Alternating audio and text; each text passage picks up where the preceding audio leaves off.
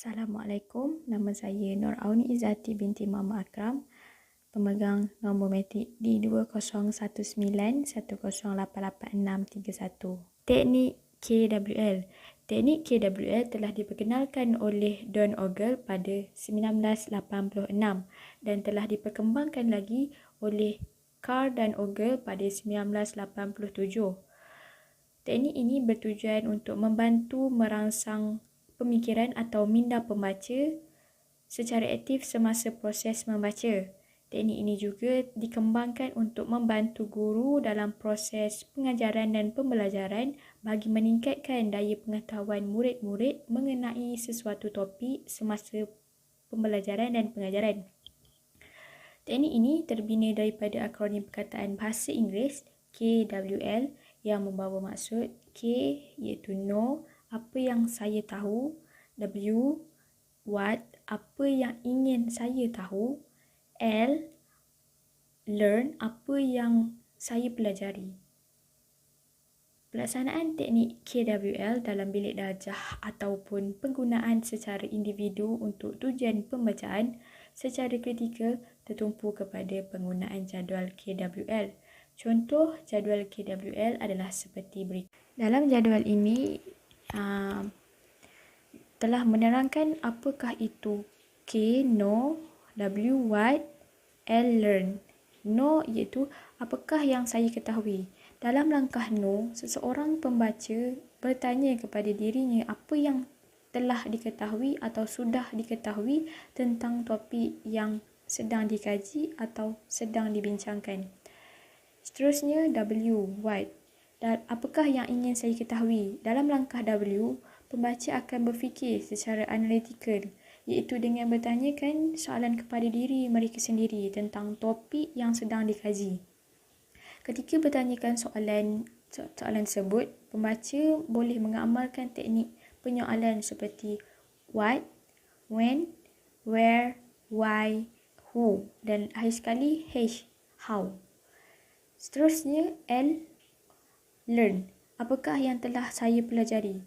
Dalam langkah learn, dalam langkah learn ini memberikan peluang kepada pembaca membuat refleksi berkaitan dengan apa yang sudah diketahui tentang topik yang dikaji, iaitu berdasarkan maklumat yang diperoleh dan berdasarkan pengetahuan sedia ada berkaitan sesuatu topik.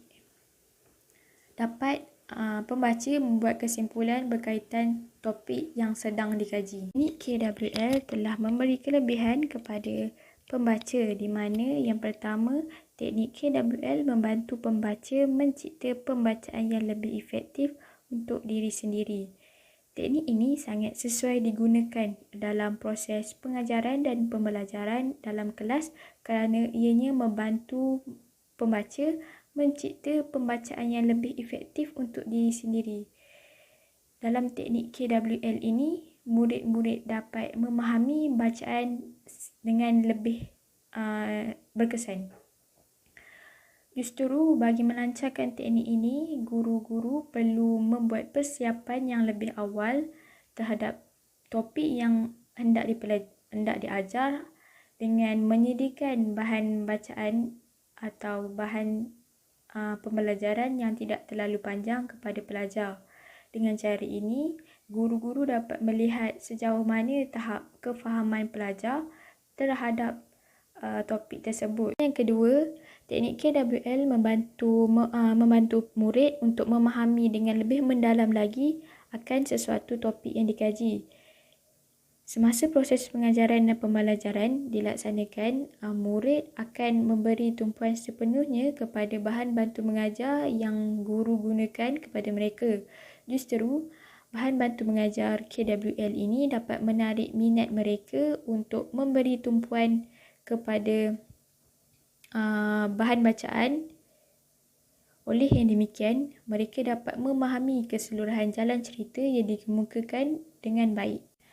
Seterusnya, melalui teknik KWL ini, murid-murid dapat meneroka topik yang dikaji daripada pelbagai perspektif yang berbeza. Dalam pembacaan teks secara kritikal, murid-murid akan meneladari semua sudut dan aspek yang ingin mereka ketahui. Misalnya dalam subjek bahasa Melayu, ini yang berkaitan dengan cerpen.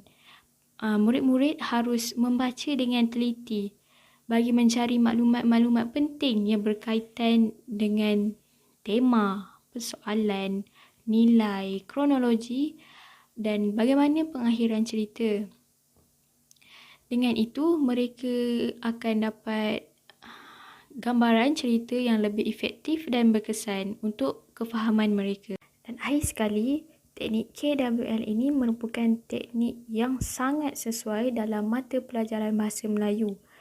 Hal ini kerana ia dapat membantu murid membuat kesimpulan baharu mengenai topik yang dikaji berdasarkan maklumat baharu yang diperoleh dan dengan pengetahuan sedia ada berkaitan topik yang dikaji. Hal ini demikian kerana apabila seorang murid membaca teks pembacaan, persoalan terhadap teks pasti akan timbul di mana ketidakfahaman berlaku. Justru apabila wujudnya persoalan yang tidak difahami, murid akan bertanyakan soalan kepada guru. Jelaslah daripada situasi ini, murid akan dapat membuat refleksi terhadap apa yang telah ditanyakan kepada guru tadi, iaitu mendapat kefahaman daripada apa yang mereka belajar. Seterusnya, kita akan ketahui bagaimana guru mengaplikasikan jadual KWL ini di dalam pengajaran dan pembelajaran di dalam bilik darjah. Perkara pertama yang perlu guru lakukan ialah memberi arahan kepada pelajar untuk menyediakan jadual dibahagikan kepada 3 bahagian. Itu yang pertama untuk bahagian K, now, bahagian kedua W, what, dan bahagian ketiga L, learn.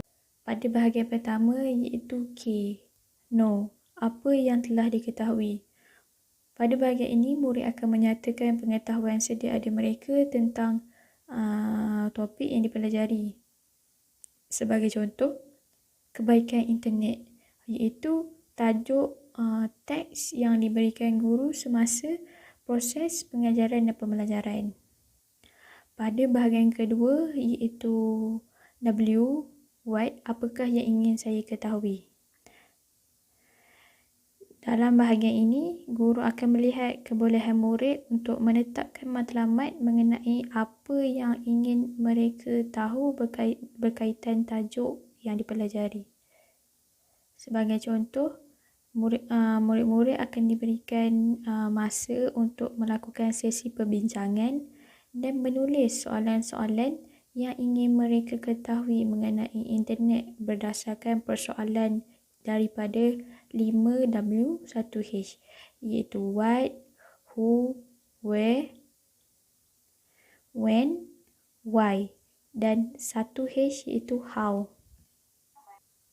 Dan akhir sekali bahagian learn, apa yang telah dipelajari, di mana pada bahagian ini murid-murid dikehendaki untuk menuliskan jawapan-jawapan bagi soalan yang telah mereka sediakan. Secara kesimpulannya, penggunaan teknik KWL dalam pengajaran dan pembelajaran amat berkesan dalam kefahaman dan pengetahuan murid berdasarkan topik yang akan dipelajari. Teknik ini mampu meningkatkan kognitif murid pada aras yang lebih tinggi.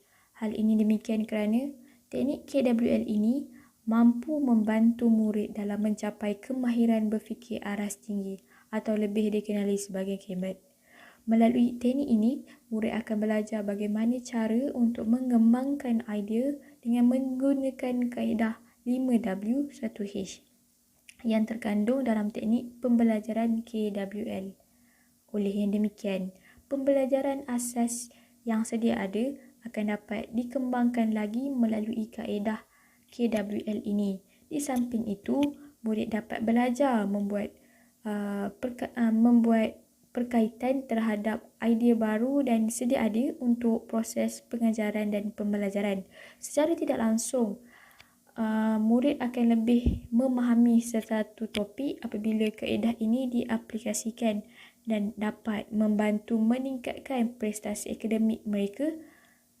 Para guru juga perlu memainkan peranan penting di mana mereka perlu memberi tumpuan kepada kemahiran berbahasa murid untuk memastikan pembelajaran berlaku secara berkesan dan menekankan penglibatan murid secara aktif serta mengutamakan keupayaan dan keperluan setiap murid. Dengan cara ini, guru dapat membantu meningkatkan prestasi murid pada masa akan datang.